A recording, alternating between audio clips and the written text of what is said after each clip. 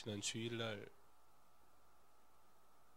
오후 예배 전에 제 방에서 누가 이 찬양을 불러요. 그래서 누군지 도대체 알지를 못하겠더라고요. 전혀 생소한 그룹이라. 예. 근데 오늘 이렇게 주일날 연습하신 거 맞죠? 예. 그래서 오늘을 위해서 이렇게 준비했구나. 예배를 위해서 또 이렇게 먼저 준비하고 하나님 앞에 나와서 찬양이라는 건 그런 거잖아요.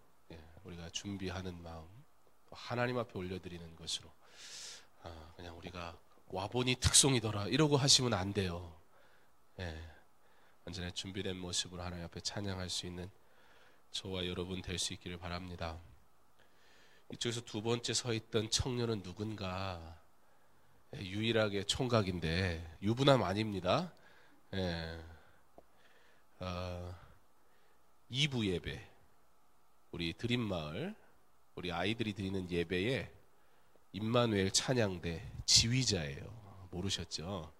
별로 볼 일이 없으니까 청년이라 청년 예배 드리고 또 지휘하고 하기 때문에 총신대 지휘과 4학년이고 올해부터 우리 교회에서 지휘자로 또 섬기고 선교사님 아들입니다. 예. 아기 때 제가 봤는데 어느 날 보니까 총신대 다닌다고. 그래서 알게 됐고 또 지휘과 4학년이면 벌써 뭐 이제 4년 배웠으니까 우리 아이들 가르치는 데는 충분하지 않겠나 싶어서 또 하나님의 뜻이 여기 계셨다라는 생각이 좀 있어서 또 우리 교회에 올 수 있겠느냐 라고 제가 와보라고 그랬어요. 우리 교회에. 그래서 우리 교회 오겠냐 그랬더니 엄마가 그냥 목사님이 오라고 그러면 가라고 그랬다고.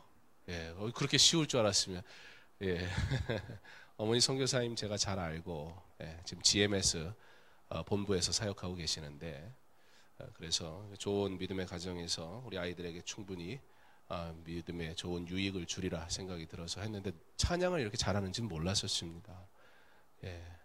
교회에 재능 있는 하나님이 주신 달란트로 귀한 일을 감당하시는 우리 집사님들, 또 파트도 다 테너부터 해서 베이스까지 너무 잘 이 구색이 맞춰 있어서 한 번 듣고 끝내긴 너무 아쉬워서 언제 또 해야 될까 지금 고민 중에 있습니다. 나중에 요청을 하면 꼭 바쁘시더라도 꼭 오셔서 같이 은혜를 나누는 일에 또 참여해 주시면 좋겠다 생각이 듭니다.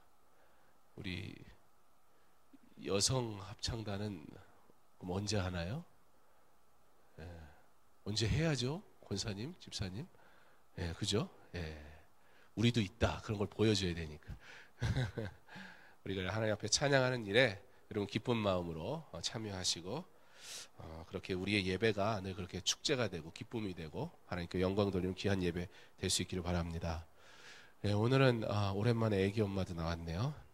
애기는 어쩌고 왔어요? 애기는 자요? 저 위에? 집에서 혼자 자지는 않을 거고. 그래요. 이렇게 오랜만에 또 교회에 오니까 보라가 애기 엄마가 돼서 올 줄 누가 알았어요? 그래요. 이제는 애기 엄마 됐으니까 야 보라야 그러지 마세요. 존중해 주세요. 부모가 됐는데 믿음 안에서 또 귀한 가정이 주의 은혜 가운데 잘 또 믿음 생활 잘할 수 있기를 바랍니다. 이런 농담이 있더라고요. 재미가 있어서 또 한편으로는 씁쓸하기도 해서 한번 여러분들하고 나눠보려고 합니다. 언젠가 제가 했는지 모르겠는데 연세가 있는 분들이 이런 얘기를 하신대요. 여자가 늙으면 필요한 것이 있답니다. 돈. 여러분 또 뭐가 필요하세요? 딸이 필요하대요. 어떻게 두 번째가 딸인지 어떻게 하셨어요? 아시는 얘기인가 봐요. 그 다음에 건강, 친구, 그리고 찜질방이 필요하대요. 뭐 왠지 저는 잘 모르겠습니다. 그리고 아마 뭐 다 공감이 될는지는 잘 모르겠습니다. 근데 이 부분은 되게 공감이 됐습니다. 남자가 늙으면 필요한 것이 있답니다. 여기 계신 분들 잘 들으셔야 돼요. 처음에 뭐예요? 예, 부인. 그 다음에는 두 번째는 아내. 세 번째는 집사람. 네 번째는 와이프. 다섯 번째는 애들 엄마가 필요하답니다. 웃기면서 공감이 되기도 하고 한편으로는 과연 이런 것인가 쓸쓸하기도 했습니다. 그런데 사실 젊은 남편들에게도 부인, 아내, 집사람, 와이프, 애들 엄마가 가장 필요하고 중요한 사람이어야 합니다. 그래야 노년에도 행복할 수 있습니다. 젊은 시절에 여러분의 아내를 최고로 사랑하실 수 있기를 바랍니다. 그때 잘 못하셨으면 지금이라도 최선을 다해 사랑하시고 받들어 모시기를 부탁드립니다. 예. 우리 박 장로님은 뭐 2년 전에 윷놀이하고 우리 권사님 볼에 뽀뽀도 하시고 깜짝 놀랐어요. 제가. 잊을 수가 없어요. 우리 장로님은 또 우리 권사님이 잘 이렇게 잡아줘서 믿음 생활을 하도록 해주셨으니까 더더군다나 아내에 대한 감사한 마음이 많으리라 또 생각이 들기도 합니다. 여러분, 근데 가장 중요한 이유는 이것이 하나님의 명령이기 때문이에요. 우리가 그저 웃으며 얘기했지만 하나님은 아내로 허락한 자를 사랑하도록 우리에게 명령하셨기 때문입니다. 또한 젊은 시절에 여러분의 남편을 가장 최고로 여기고 존중할 수 있는 지혜로운 아내 되시기를 부탁드립니다. 이 또한 하나님의 명령이기 때문입니다. 우리 옆에 있는 분이 남편이 있고 아내가 있으면 한번 해보실까요? 사랑합니다.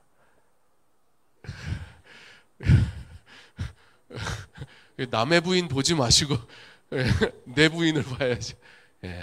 그리고 남편에게는 존경합니다. 여러분, 이 너무나 간단한 진리가 이루어지지 않기 때문에 어려워요. 그러나 이 간단한 진리가 지켜질 때 그 가정은 누구보다 행복할 줄 믿습니다. 안 하시던 말씀 하시려니까 사례가 걸리시는.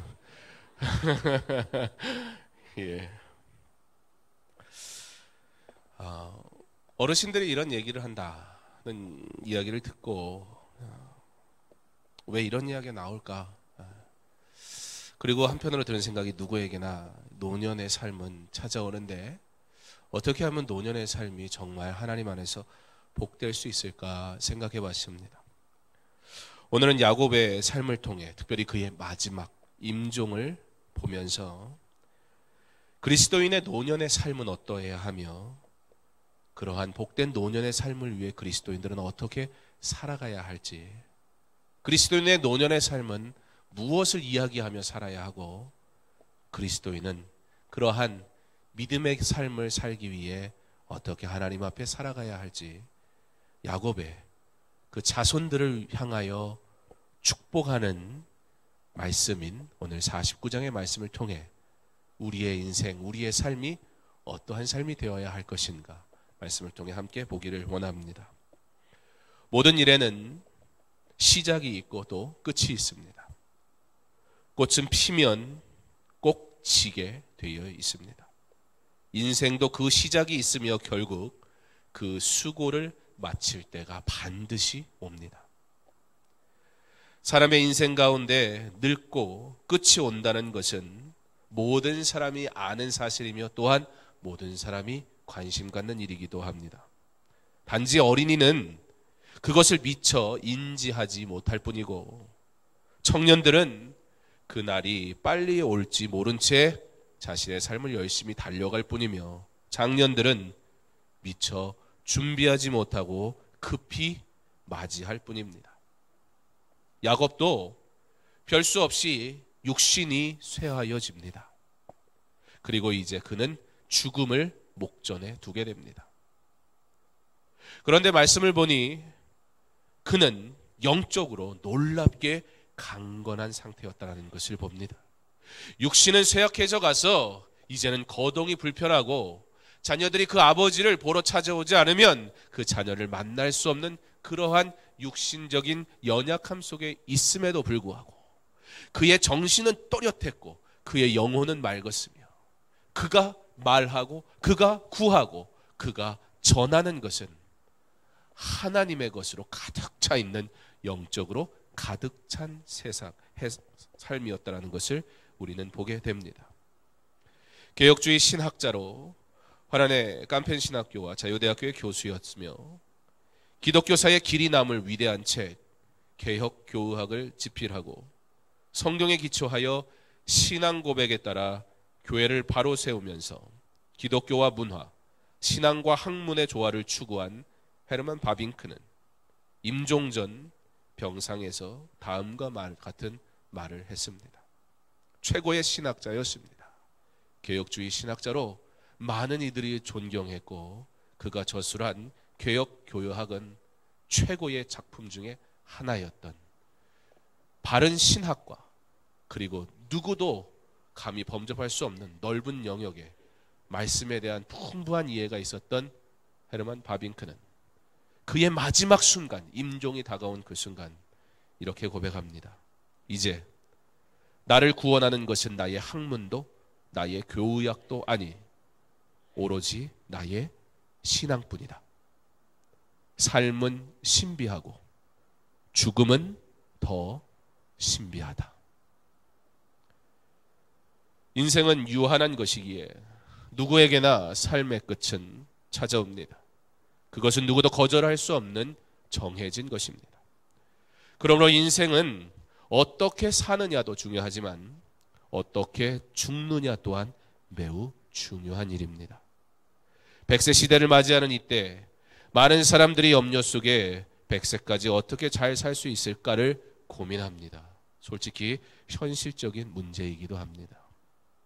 그러나 100세가 가까워 생을 마감할 때 어떻게 잘 죽을까를 고민하는 사람은 그리 많지 않습니다. 100세까지 뭘 어떻게 살아야겠어. 그러나 우리는 여전히 그러면 내가 어떻게 잘 살 수 있을까 그 고민하며 삽니다. 틀린 것이 아니고 잘못된 것도 아닙니다. 그러나 인생은 유한하고 분명히 그 끝이 찾아온다는 사실을 우리는 알 때 이것이 100세냐 80세냐의 중요한 문제가 아니더라는 거예요. 우리의 끝은 어떠해야 할 것인가?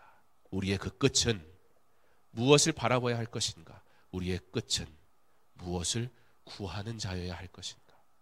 육신은 비록 연약해져도 우리의 영혼은 하나님 앞에 강건하기를 소망하는 자.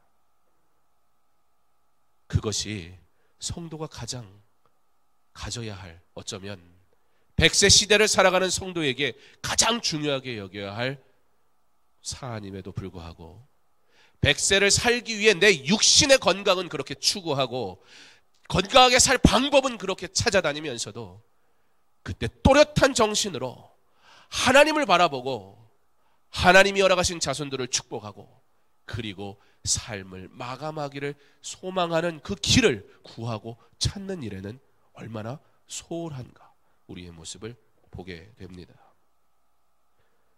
100세 시대를 사는 것, 우리가 어떻게 그 죽음을 맞이할 것인가의 질문으로부터 어쩌면 우리는 100세 시대를 잘 살 수 있는 답을 얻게 될지도 모릅니다. 사람은 그의 생의 연수가 얼마든지 관계없이 하나님의 사람으로 그 마지막을 잘 준비하기 소망한다면 그 인생은 80세냐 90세냐 100세냐의 염려가 아닌 분명히 복된 삶이 될 줄 믿습니다.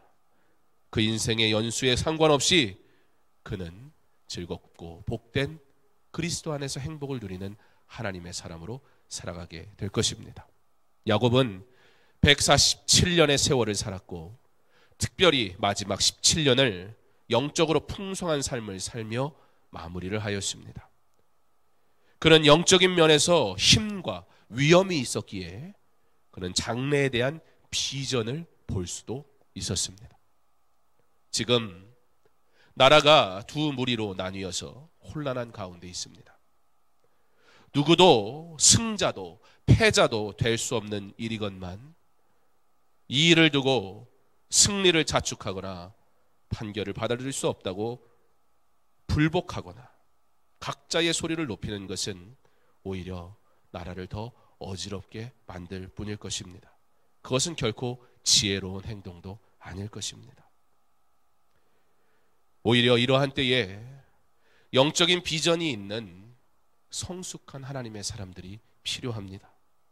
자녀손들에게, 다음 세대에게 하나님의 비전을 말할 수 있는 영적 지도자들이 필요한 때입니다. 자녀에게 비전을 말하는 부모는 과격하지 않으며 부모에게 축복을 받는 말을 듣는 자녀는 교만하지 않기 때문입니다. 오늘 본문은 야곱이 12아들을 모아놓고 예언을 하는 내용입니다. 야곱이 그 아들들을 불러 이르되 너희는 모이라. 너희가 후일에 당할 일을 내가 너희에게 이르리라. 야곱이 어떤 사람이었습니까? 그는 누구보다 지극히 현실주의자였습니다. 그는 많은 세월 현재의 문제에 관심이 있었습니다. 그런데 그의 인생이 바뀝니다. 그리고 이제는 현재의 문제가 아닌 미래에 대해 관심 있는 비전의 사람으로 바뀌어져 있는 것을 우리는 보게 됩니다. 그러므로 야곱이 그의 생각이나 그의 뜻을 비전이라고 자녀들에게 말하지 않습니다. 내가 옳다고 여기는 것, 내가 진리라고 여기는 것, 내가 경험해봤고 내가 판단한 그것으로 자녀들에게 이야기하지 않습니다. 왜 그가 영적인 사람이라 마지막 그의 17년이 더 영적으로 강건하였다 말할 수 있느냐? 오늘 49장이 분명하게 우리에게 보여주고 있습니다. 그는 그의 삶 속에서 역사하시는 하나님의 능력으로 하나님의 비전을 철저하게 하나님의 비전을 자녀에게 말하고 있기 때문입니다. 사랑하는 성도 여러분, 하나님께서 우리에게 영적으로 눈을 뜨게 하사 우리의 장래를 곧 우리를 향한 하나님의 비전을 보게 하시기를 소망합니다. 인생은 아무도 장래 일을 알 수가 없습니다. 우리가 착각하는 게 하나 있습니다. 바로 내일이 당연히 내게 주어질 것이라는 것입니다. 그러나 사실 내일은 우리의 날이 아닙니다. 그러므로 우리는 내일을 알지 못하는 것입니다. 야고보서 4장 14절에 내일 일을 너희가 알지 못하는도다. 너희 생명이 무엇이냐? 너희는 잠깐 보이다가 없어지는 안개니라. 내일은 하나님께서 허락하실 때 우리에게 주어지는 것입니다. 그러므로 내일의 주인은 내가 아닌 하나님이십니다. 그런데 우리는 나를 위한 내일의 미래의 계획을 세울 뿐 하나님의 일을 위한 미래에는 관심이 없습니다. 오늘 이 한 주, 이 하루를 우리는 어떻게 분주하게 살아가고 있었습니까? 내일이 마치도 나의 것인 양, 내일이 마치도 내게 당연히 주어지는 것인 양, 하나님의 일보단 나의 일들로 너무나 많이 둘러싸여 있지는 않았습니까? 결코 내일이 하나님께서 허락하시지 않으면 내게 주어질 수 없는 하나님의 것임에도 불구하고 우리는 그 내일 하나님의 영광을 위해 내가 무엇을 할까 고민하지 않더라는 거예요. 하나님의 비전은 명확하고 반드시 이루어지며 하나님께서는 그 일을 통해 영광 받으십니다. 그 일에 우리를 부르시고 사용하실 때 하나님은 순종하는 자를 들어 쓰십니다. 여러분이 여러분의 생의 마지막 순간에 자녀들에게 축복할 기회가 주어진다면 무엇을 이야기하고 싶습니까? 어떤 영화에 비행기가 테러를 당해서 죽음을 앞두고 있을 때 사람들이 전화를 합니다. 사랑한다고 얘기도 합니다. 그런데 그 중에 이런 얘기를 하는 사람이 있었습니다. 받아 적으라고, 꼭 기억하라고 금고 비밀번호를 알려주더라고요. 물론 당연한 일이라 생각은 듭니다. 그렇잖아요. 다른 사람이 가져서 되겠어요? 내 자녀가 가져야지. 오히려 그렇게 얘기할 수 있는 기회가 있으니 기회가 있으면 말해야지요. 그러면서 그 안에 있는 것 쓰라고. 그게 우리의 일반적인 모습일 것입니다. 더군다나 내 마지막 삶의 생애의 순간이 찾아왔을 때 어떤 부모가 자녀를 저주하고 싶으며 어떤 부모가 자녀의 잘못을 책망하고 싶겠습니까? 그런데 오늘 창세기 49장의 말씀은 자녀를 어떻게 보면 저주하는 듯한 책망하는 이야기가 등장하고 있습니다. 르우벤아, 너는 내 장자요 내 능력이요 내 기력의 시작이라. 위풍이 월등하고 권능이 탁월하다마는 물의 끓음 같았은즉 너는 탁월하지 못하리니 내가 아버지의 침상에 올라 더럽혔음이로다. 그가 내 침상에 올랐었도다. 시므온과 레이는 형제요 그들의 칼은 폭력의 도구로다. 르우벤아, 네가 마땅히 장자이기에 장자의 모든 특권을 받아야 하겠지만 그러나 너는 은밀한 중에 범죄하였고 하나님은 그 죄를 기억하셨다. 그러므로 하나님이 내게 주셨던 장자의 축복은 이제 더 이상 너의 것이 되지 않을 것이다. 야곱이 마지막 순간 그렇게 이야기합니다. 자녀에게 무엇을 말하여야 할지, 자신이 생각하는 것 아닌, 자신의 무엇이 아닌, 내가 옳다고 여기는 것이 아닌, 내가 경험한 무엇이 아닌 하나님이 그로 깨닫게 하시고 하나님이 그로 말하게 하시는 그것, 하나님의 축복을 이 자녀가 어떻게 취하여야 할 것인가. 하나님이 주시지 않으면, 하나님이 거두어 가시면 아무것도 아닌 인생. 그러므로 르우벤아, 은밀한 중에 지었던 그 죄, 그리고 그 일에 대해 아무 일도 일어나지 않아서 그 죄가 죄인 줄 모르고 살았던 너의 40년의 삶, 이제는 그것이 죄인지도 기억하지 못하고 언제 죄 지었냐는 듯이 뻔뻔하게 살아갔던 그것, 하나님 앞에 회개하지 아니하면 아니 된다라는 것. 네가 장자의 축복을 받아서, 장자는 적어도 형제들이 받은 것의 2배를 받게 돼 있어요. 적어도. 아니면 전 재산의 반을 장자가 취하게 돼 있어요. 그것을 가진들, 하나님 앞에 범죄하고 죄를 회개하지 않은 채 그 죄를 묻어두고 살아가는 그 인생, 차라리 그것을 얻지 못하여도 하나님 앞에 다시 돌아오기를, 죄를 고백하기를, 하나님이 주시는 축복을 받아 누리며 살아가기를 야곱은 진정 하나님이 원하시는 것을 오늘 르우벤에게, 장자에게 마치 더 저주와 같이 들리는 이 말을 가감없이 명확하게 전달하고 있습니다. 철저하게 그는 하나님의 축복을 전하는 자로서의 사명을 다합니다. 이 일로 인해 르우벤은 하나님의 사람으로 살아갈 기회를 얻게 되니 그것이 그에게 복이 되는 것이었습니다. 사랑하는 성도 여러분, 무엇이 축복입니까?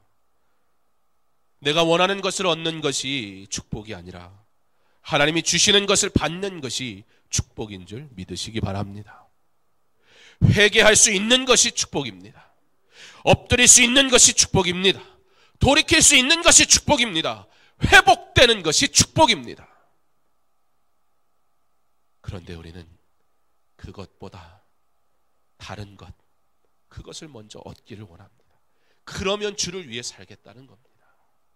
마치도 내일이 나의 것인 양, 하나님이 허락하시지 않으면 내가 결코 누릴 수 없는 내일이거늘, 그러므로 내게 비전이 있는 것이 아니라 하나님의 비전이 내 것이 되는 것임에도 불구하고 우리는 여전히 세상의 것이 더 귀하고 세상의 것을 받는 것이 축복이라 착각하며 살 때가 얼마나 많은지 모릅니다.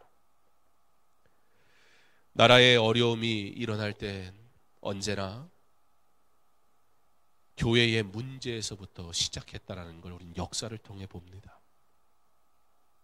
교회가 분열되고 성도가 회개하지 않으며 교단이 싸우고 총회장이 불법을 저지르고 있는데, 영적 지도자들이 부패하고 건물은 화려해지나 세상에 전혀 영향력 없는 목사가 세상 법정을 의지하고 성도가 세상법으로 교회를 둘로 셋으로 쪼개는 빛과 소금의 삶을 살아야 할 성도가 어두움과 타협하고 있는데 어찌 이 나라가 분열하지 않을 수 있으며 어찌 이 나라에 소망이 있을 수 있겠습니까? 그리고 분명하게 교회의 부패와 성도의 그리스도인답지 못한 삶 뒤에는 나라의 어려움이 반드시 일어나곤 했습니다. 이제 성도가 이곳 저곳으로 분열되어 소리를 높일 것이 아니라 성도라면 주의 전으로 모이고 또한 내가 있는 자리에서 나라와 민족을 위해 기도해야 할 것입니다. 여러분이 어느 쪽에 있었든지 그건 제 관심사가 아닙니다. 그곳에서 여러분은 성도였습니까? 그것을 기억해야 합니다. 여러분이 어느 것을 지지했던 것은 저의 관심사가 아닙니다. 여러분이 지지하는 그 현장에서 여러분은 그리스도인다웠냐는 것입니다. 목소리는 높였지만, 이것이 옳다고 외쳤지만 과연 그곳에서 나는 그리스도인다웠냐는 거예요. 나와 다르면 적이고 나를 지지 않으면 미워하고, 지금 이것 저것으로 나뉘어서 성도가 성도를 미워하고 성도가 성도를 향해 손가락질하고 있는 이 세태 속에서 과연 나라의 아픔 속에 주님의 몸된 전으로 찾아와 기도한 성도는 이곳에 얼마나 있습니까? 정말 나라를 위해 가슴이 아프고 분통이 터지고 억울하고 참을 수 없고 견딜 수 없는 그 아픔을 가지고 이 자리에 나와 하나님 앞에 이 나라를 고치소서, 이 나라를 회복시켜 주옵소서 기도한 성도는 누구냐는 것입니다.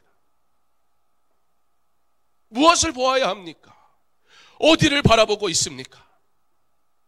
야곱의 노년, 그 17년이 복된 것은 그가 더 이상 자신의 방법, 자신의 생각, 자신의 의지대로 살아가지 아니하고 하나님이 원하시는 것, 하나님이 기뻐하시는 것, 그래서 자신의 마지막 순간에 저주와 같은 그 말, 그러나 하나님이 그에게 원하시는 그대로 이루어지기를 그대로 르우벤에게, 인간적으로 아버지로 어떤 마음이겠어요?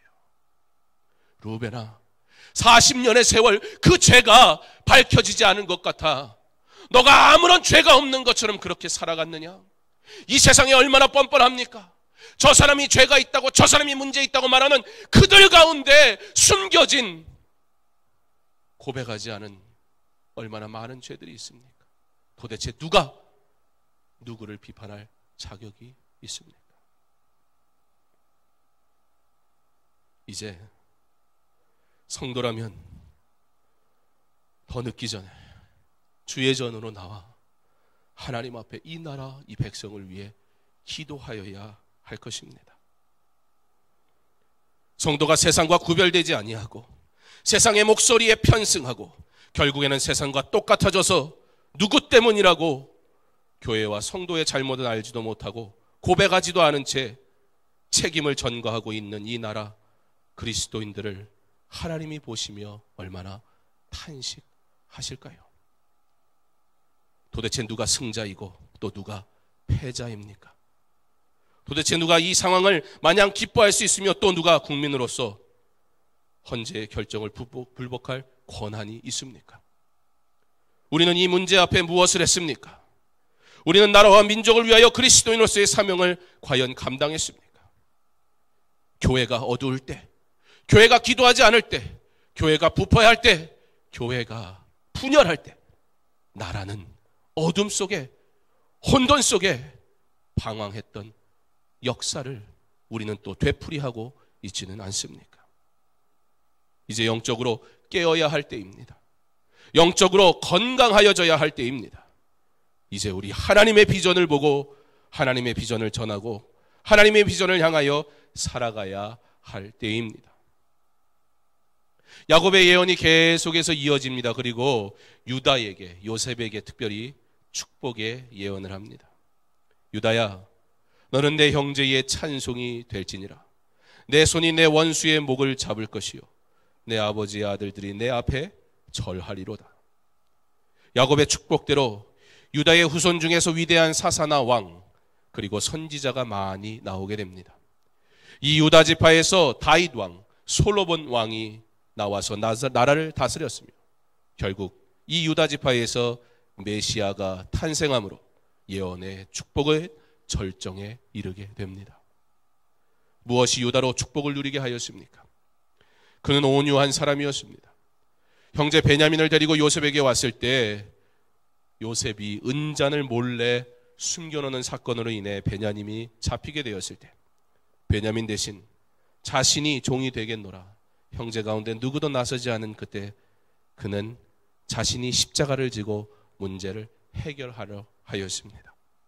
아무도 나서지 않을 때, 형제들이 나서지 아니할 때 유다는 홀로 나서서 그 문제를 짊어지었습니다. 지금 이 나라에 말하는 사람은 많습니다.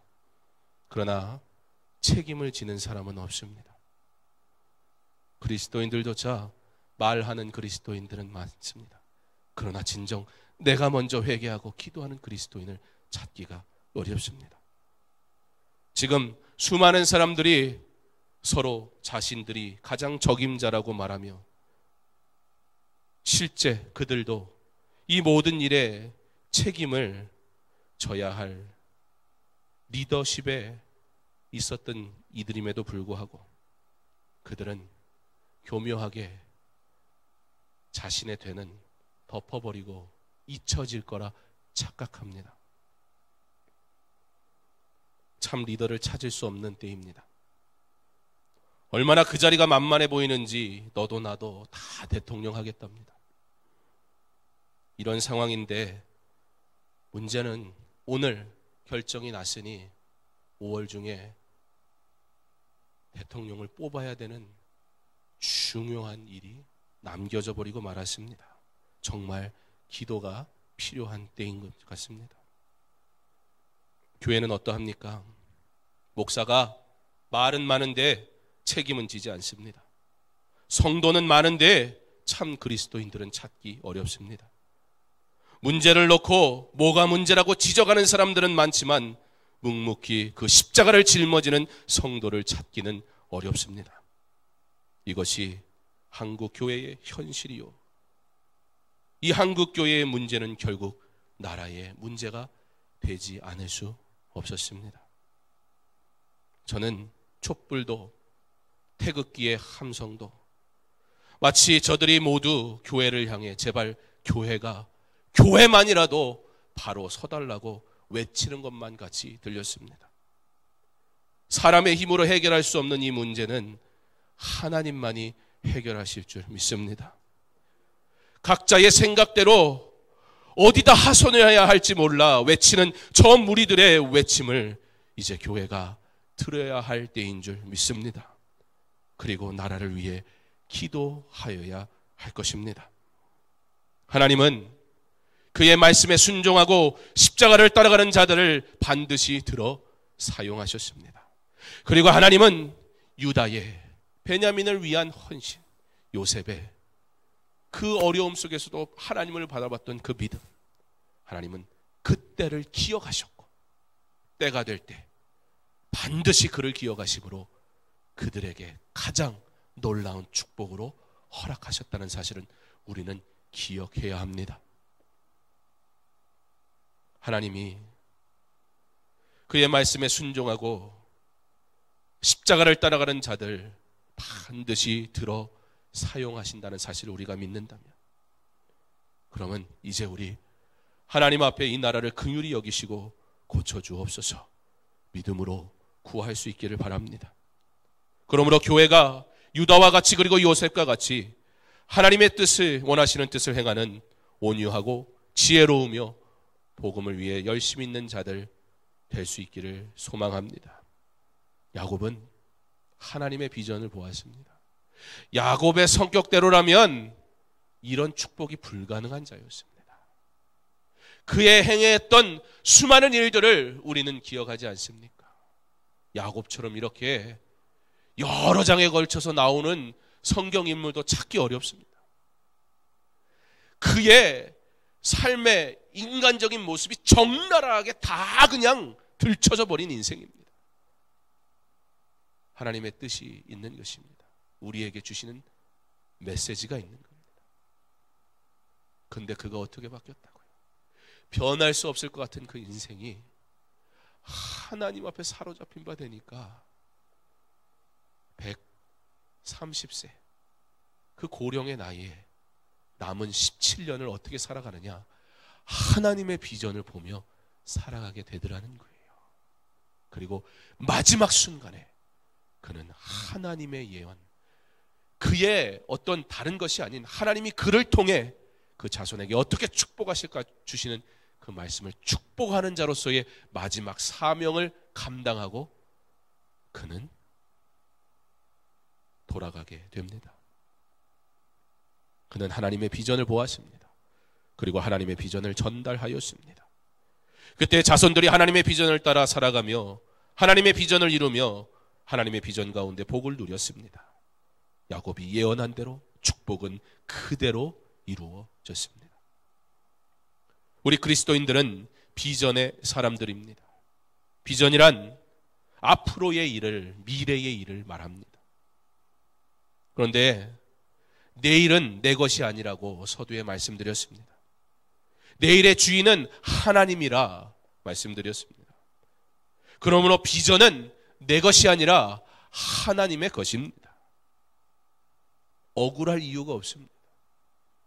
그러므로 하나님의 비전을 이루는 것이 그리스도인이라면 마땅한 것입니다. 내 비전을 포기하고 하나님의 길을 가는 게 아니에요.